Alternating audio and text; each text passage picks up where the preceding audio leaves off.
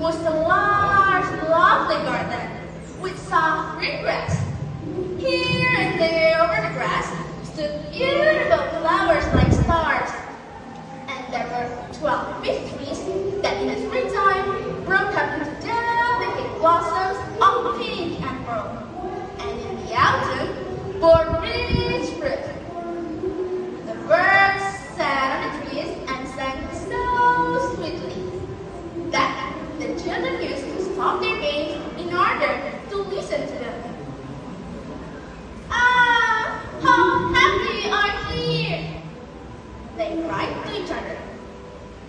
But one day, the giant came back.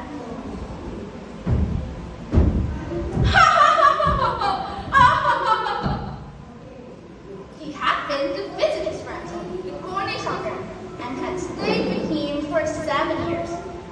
After the 7 years were over, he had said all that he had to say. For his conversation was limited, and he determined to return to his own castle. When he arrived, he saw the children playing in the garden. "What are you doing here?" he said with a very rough voice, and the children ran away.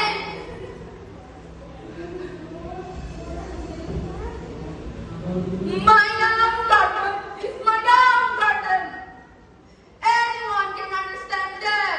Now in love, nobody is claiming it but myself." So he built a high wall all around it and put up a notice board. Trespassers would be prosecuted. He was a very selfish giant. The poor children had nowhere to play. They tried to play in the road, but the road was very dusty and full of hard stones, and they did not like it. They used to wander on the high road when their lessons were over and talk about the beautiful garden inside. How happy we were there, they said to each other. Then the spring came, and all over the country there were little blossoms and little birds. Only in the garden of the selfish giant, it was still winter. The birds did not care to sing in it, as there were no children, and the trees forgot to blossom. Once, a beautiful flower is head out of the grass, but when it saw the notice board, it was so sorry for the children that it slipped back to the ground again and went out to stay. The only people who were pleased were the snow and the frost. How happy we are here! The spring has forgotten this garden, they cried. So we will live here all the year round. The snow covered up the grass with a great white block, and the frost painted all the trees silver. Then they invited the north wind to stay, and he came.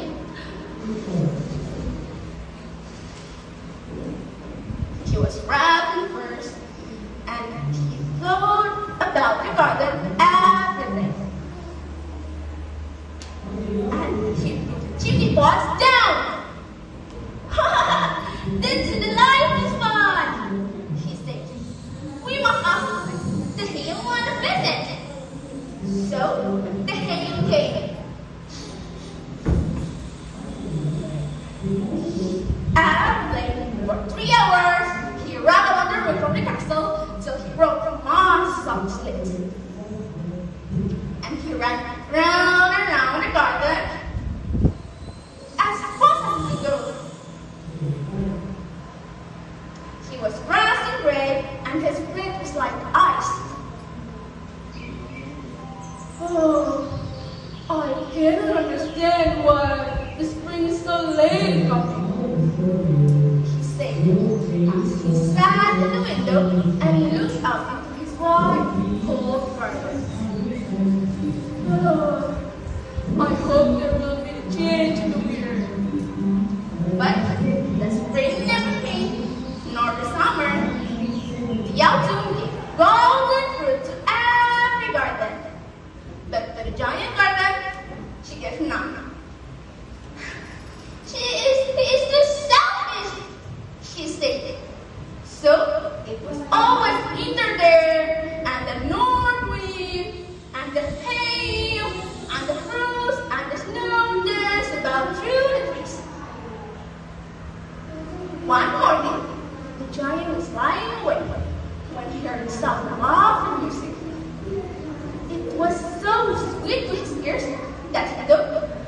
the king's musicians passing by. It was really only a little gnat singing outside his window. But it was so wrong, since he heard a bird had singing in his garden, that it seemed to him to be the most beautiful garden, to be the most beautiful music in the world. Then the hail stopped dancing over his hat, and the hail ceased roaring, and a delicious perfume came through the open casement. I believe the spring has come at last, said the giant, and he jumped out of the bed and looked out. What did he see? You guys know what did he see? Oh, he saw the most wonderful sight. Through a little hole in the wall, the children had crowded in, and they were sitting in the branches of the trees. In every tree that he could see, there was a little giant. The tree was so glad to have the children back that they had covered themselves with blossoms and were waving their arms above the children's hats. And the birds were flying about and twittering with delight. Flowers were looking up through the green grass and laughing.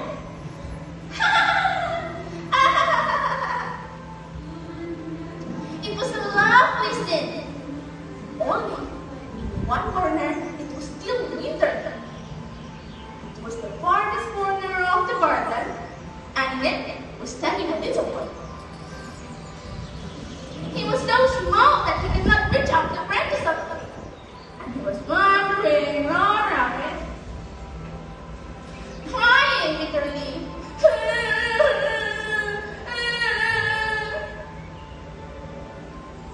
The poor tree still quite covered with frozen snow, and the north wind was roaring and blowing about it. Climb up, little boy, said the tree, and it banged down its branches as well as it could. But the boy was too tiny. The giant's heart melted as he looked out. How selfish I have been, he said. Now I know why the spring would not come here. I will put that poor little boy on top of me, and now I will knock down the wall. And my garden shall be the children's playground forever and ever. He was so sorry for what he had done. So he crept downstairs and opened the front door quiet softly and went out into the garden. But when the children saw him, they were so frightened that they all ran away. Then the garden became winter again. Only the little boy did not run, for his eyes were so full of tears that he didn't see the giant coming. And the giant stole up behind him and took him gently into his hand and put him up into the tree. Suddenly, the tree broke at once into blossoms, and the birds came and sang with it. And the little boy stretched his two arms and flung them around the giant's neck, and then he kissed him.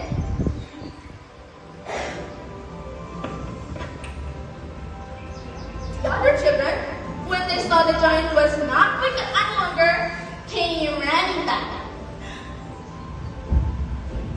And with them came the spring. It is your garden now, little children, he said, and he took a big axe and knocked down the wall.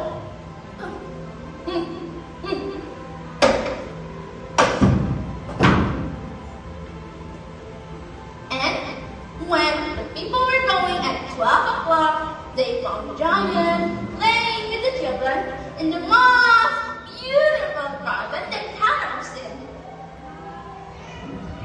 All day long they played. And in the evening, the children came to the giant and begged him goodbye. Oh, but where is your little companion? He said. The boy I put into the tree. The giant laughed at us because he had hit him. We don't know, answered the children. He had animal. Oh, you must tell him to be sure and come here tomorrow, said the giant. But the children said that they didn't know where he lived and had never seen him before. And the giant felt very sad. Every afternoon, when their school was over, the children played with the giant in the giant's garden.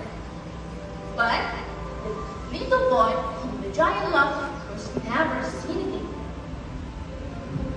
The giant loved every children, yet he longed for his little friend and often spoke of him. How I would like to see him, he used to say.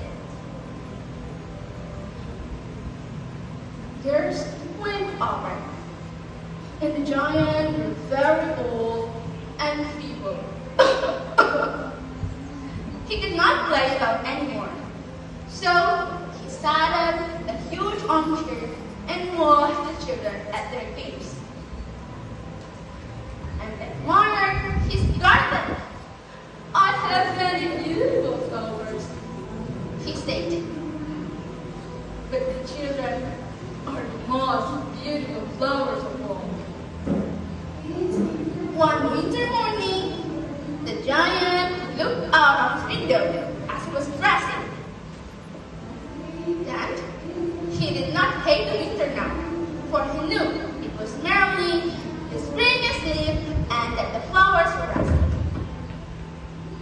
Suddenly, he rubbed his eyes in wonder and looked and looked and looked and looked. It was certainly a marvelous sight.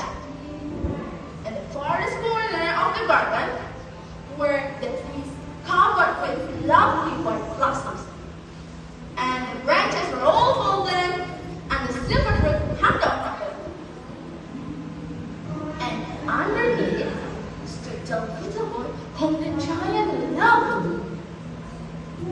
Downstairs ran the giant with a great joy.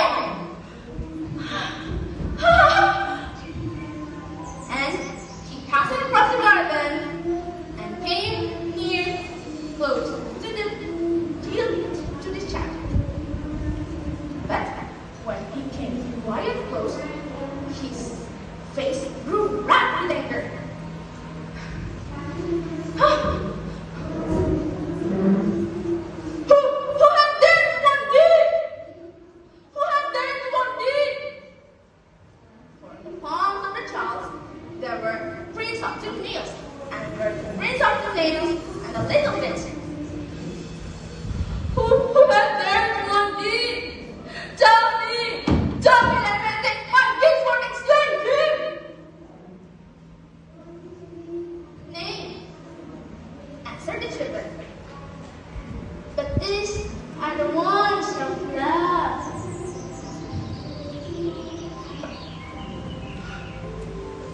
Who are those? Then the child smiled on him, and a strange help fell on him, and he knelt down before the child. You let me play once, remember. Today you shall come with me into my garden, which is paradise.